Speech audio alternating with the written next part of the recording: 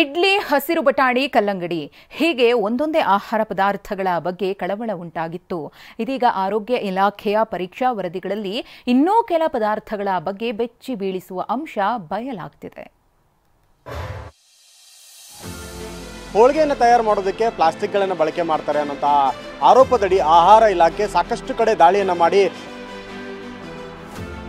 Plastic use ಮಾಡಬಾರ್ದು, fine 3000 ಹಾಕಿ. ಇನ್ನೂ colour ಬರಲಿ ಅಂತ ಹೇಳಿ ಸಲ್ಫರ್ ಡೈಆಕ್ಸೈಡ್ ಕೆಮಿಕಲ್ ಅನ್ನು ಬಳಸ್ತಾರೆ.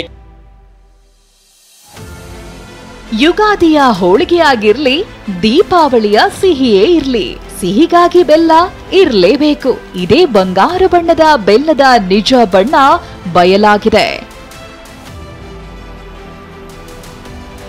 ಹೊಂಬಣ್ಣದ ಬೆಲ್ಲದ ನಿಜ ಬಣ್ಣ ಬಯಲು. ಬೆಲ್ಲಕ್ಕೆ ಮಿಕ್ಸ್ ಮಾಡ್ತಾರೆ ಸಲ್ಫರ್ ಡೈಆಕ್ಸೈಡ್, ಆರೋಗ್ಯಕ್ಕೆ ಡೇಂಜರ್. ಸಕ್ಕರೆ ತಿನ್ನಬಾರ್ದು, ಸಕ್ಕರೆ ಖಾದ್ಯಗಳಿಂದ ದೂರ ಇರಬೇಕು. ಸಕ್ಕರೆಯಿಂದ ಶುಗರ್ ಕಾಯಿಲೆ ಬರೋದು ಮಾತ್ರ ಅಲ್ಲ, ಬೊಜ್ಜುತನ ಕೂಡ ಬರುತ್ತೆ ಅಂತ ಎಲ್ಲರೂ ಬೆಲ್ಲದ ಮೊರೆ ಹೋಗ್ತಾರೆ. ಆದ್ರೆ ಆ ಬೆಲ್ಲವೂ ಆರೋಗ್ಯಕ್ಕೆ ಒಳ್ಳೆಯದಲ್ಲ ಅನ್ನೋ ರಿಪೋರ್ಟ್ ಬಂದಿದೆ. ಫೆಬ್ರವರಿಯಲ್ಲಿ 600 ಬೆಲ್ಲದ ಸ್ಯಾಂಪಲ್ಸ್ಗಳನ್ನ ಲ್ಯಾಬ್ಗೆ ರವಾನೆ ಮಾಡಲಾಗಿತ್ತು. ಇದರಲ್ಲಿ 200ಕ್ಕೂ ಹೆಚ್ಚು ಸ್ಯಾಂಪಲ್ಸ್ ಅಸುರಕ್ಷಿತ ಅನ್ನೋದು ಗೊತ್ತಾಗಿದೆ. ಬೆಲ್ಲದಲ್ಲಿ ಸಲ್ಫರ್ ಡೈಆಕ್ಸೈಡ್ ಬಳಕೆಯಾಗಿರೋದು ಗೊತ್ತಾಗಿದೆ. ಅಷ್ಟೇ ಅಲ್ಲ, ಕೃತಕ ಕಲರ್ ಕೂಡ ಬಳಕೆ ಮಾಡಲಾಗ್ತಿದೆ. ಬೆಲ್ಲ ಗೋಲ್ಡನ್ ಕಲರ್ ಕಾಣಲು ಬಣ್ಣ ಮಿಕ್ಸ್ ಮಾಡ್ತಾರೆ. ಇನ್ನು ಸಲ್ಫರ್ ಡೈಆಕ್ಸೈಡ್ನಿಂದ ಮನುಷ್ಯರ ಮೂಳೆ ಶಕ್ತಿ ಕಡಿಮೆಯಾಗುತ್ತೆ. ಮೂಳೆ ನರಗಳಲ್ಲಿ ಶಕ್ತಿ ಕಡಿಮೆಯಾಗುತ್ತೆ. ಇದರಿಂದ ನಿಶಕ್ತಿ ಸಮಸ್ಯೆ ಉಂಟಾಗುತ್ತೆ. ಮಂಡಿ ನೋವು, ಸೊಂಟ ನೋವು, ಬೆನ್ನು ನೋವು ಕೂಡ ಕಾಣಿಸ್ಕೊಳ್ಳುತ್ತೆ. ಕಪ್ಪು ಬೆಲ್ಲವನ್ನ ಗ್ರಾಹಕರು ಇಷ್ಟಪಡಲ್ಲ. ಗ್ರಾಹಕರಿಗೂ ಕೆಮಿಕಲ್ ಬೆಲ್ಲವೇ ಬೇಕು ಅಂತಾರೆ ದಾವಣಗೆರೆ ವರ್ತಕರು. ಕೆಮಿಕಲ್ ಮಿಕ್ಸ್ ಅಂದ್ರೆ ಗ್ರಾಹಕರು ಏನ್ ಮಾಡ್ತಾರಂತ ಇದಕ್ಕೂ ಒಳ್ಳೆ ಕಲರ್ ಇಲ್ಲ, ಇದಕ್ಕೂ ಒಳ್ಳೆ ಕಲರ್ ಇಲ್ಲ ಅಂತ ಕೇಳ್ತಾರೆ ಸರ್.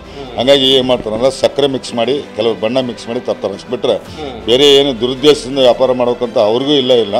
ಗ್ರಾಹಕರಿಗೆ ಕೇಳೋದ್ರಿಂದ ಆ ಥರ ಆಗ್ತವೆ. ಹೋಳಿಗೆ ತಯಾರಿಕೆ ವೇಳೆ ಪ್ಲಾಸ್ಟಿಕ್ ಬಳಕೆ, ಅಧಿಕಾರಿಗಳ ದಾಳಿ. ಇದೇ ತಿಂಗಳು ಯುಗಾದಿ ಹಬ್ಬ ಬರ್ತಿದೆ. ಯುಗಾದಿಯ ಹೋಳಿಗೆಗೆ ಯಾವ ಬೆಲ್ಲ ಹಾಕೋದು ಅನ್ನೋ ಚಿಂತೆ ಒಂದ್ ಕಡೆಯಾದ್ರೆ, ರೆಡಿಮೇಡ್ ಹೋಳಿಗೆ ಮೊರೆ ಹೋಗೋರಿಗೂ ಬಿಸಿ ತಟ್ಟಿದೆ. ಹೌದು, ಹೋಳಿಗೆ ತಯಾರಿಕೆ ವೇಳೆ ಕೆಲವರು ಪ್ಲಾಸ್ಟಿಕ್ ಬಳಸ್ತಾರೆ. ಪ್ರತಿ ಬಿಸಿ ಹೋಳಿಗೆಗೂ ಒಂದು ಪ್ಲಾಸ್ಟಿಕ್ ಪೇಪರ್ ಹಾಕೋದು ಆರೋಗ್ಯಕ್ಕೆ ಹಾನಿಕಾರಕ. ಈ ಸಂಬಂಧ ನಿನ್ನೆ ಬೆಂಗಳೂರು, ಮೈಸೂರಿನಲ್ಲಿ ಅಧಿಕಾರಿಗಳು ದಾಳಿ ನಡೆಸಿದ್ರು. ಇನ್ನು ಮಲ್ಲೇಶ್ವರಂನಲ್ಲಿ ಹೋಳಿಗೆ ತಯಾರಕರೊಬ್ರು ಪ್ಲಾಸ್ಟಿಕ್ ಬಳಸಿದ್ದಕ್ಕೆ 3000 ಫೈನ್ ಬಿದ್ದಿದೆಯಂತೆ. ಹೀಗಾಗಿ ಬಾಳೆ ಎಲೆ ಬಳಕೆ ಮಾಡ್ತಿದ್ದೀವಿ ಅಂತ ಹೇಳಿದ್ರು. ನೋಟಿಸ್ ಬಂದಿತ್ತು, ಫೈನ್ ಹಾಕಿದ್ರು. ಬಟ್ ಈಗ ಯೂಸ್ ಮಾಡ್ತಿಲ್ಲ, ಬಾಳೆ ಎಲೆ ಯೂಸ್ ಮಾಡ್ತಿದ್ವಿ. ಎಷ್ಟು ಫೈನ್ ಹಾಕಿದ್ರು? ಫೈನ್ 3000 ಹಾಕಿದ್ರು. 3000 ಫೈನ್ ಕಟ್ಟಿದ್ದೀರಾ? ಹೌದು. ಏನಕ್ಕೆ ಫೈನ್ ಕಟ್ಟಿದ್ರಿ? ಪ್ಲಾಸ್ಟಿಕ್ ಯೂಸ್ ಮಾಡಬಾರ್ದು. ಟೊಮ್ಯಾಟೊ ಸಾಸ್ಗೆ ಸೋಡಿಯಂ ಬೆನ್ಸಾಯ್ಟ್ ಬಳಕೆ. ಮತ್ತೊಂದು ಶಾಕಿಂಗ್ ಏನಂದ್ರೆ, ಆಹಾರ ಇಲಾಖೆ ಅನೇಕ ಪದಾರ್ಥಗಳ ಸುರಕ್ಷತೆ ಬಗ್ಗೆ ತಿಳಿದುಕೊಳ್ಳಲು ಪರೀಕ್ಷೆಗೆ ಕಳಿಸಿತ್ತು. ಈ ಪೈಕಿ ಬೆಲ್ಲ, ಕರಿದ ಬಟಾಣಿ, ಸೇವ್, ಪುದೀನಾ ಚಿಪ್ಸ್ ಸೇರಿದಂತೆ 8 ಆಹಾರ ಪದಾರ್ಥಗಳು ಅಸುರಕ್ಷಿತ ಅನ್ನೋದು ಗೊತ್ತಾಗಿದೆ. ಇವುಗಳಲ್ಲಿ ಎಲ್ಲರ ಅಚ್ಚುಮೆಚ್ಚಿನ ಟೊಮ್ಯಾಟೊ ಸಾಸ್ ಕೂಡ ಇದೆ.